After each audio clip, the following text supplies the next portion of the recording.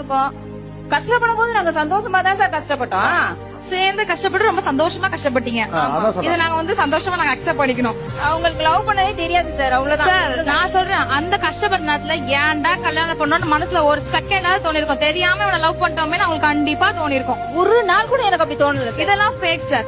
நாங்க லவ் பண்ணிட்டோங்க, அதை விடக்கூடாது. எதுக்காக லவ் பண்ணீங்க? எதுக்காக லவ் பண்ணீங்க? அவர் பார்த்தாரு சிரிச்சீங்க, சந்தோஷம், அவ்வளவுதான். வேற என்ன லவ் உங்களுக்கு அதுல?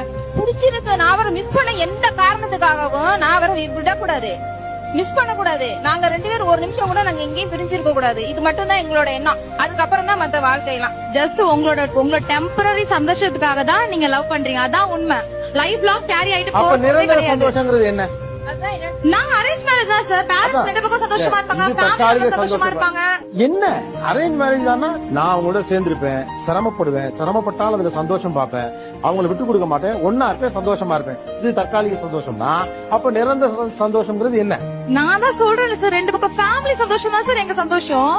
இல்ல சார், 2 ஃபேமிலி சந்தோஷமா இருந்தா ஹஸ்பண்ட் அண்ட் ஒய்ஃப் சந்தோஷமா இருப்பாங்களா? கண்டிப்பா சந்தோஷமா இருக்கோம். நாங்க அவங்க சந்தோஷமா இருந்தா நாங்க கண்டிப்பா சந்தோஷமா இருப்போம். பிராக்டிகலா பேசுறது இப்ப யாரு, நீங்களா அவங்களா? சார் நான் கரெக்ட். நான் ஒண்ணே பிராக்டிகலா யோசிச்சு பாருங்களேன்.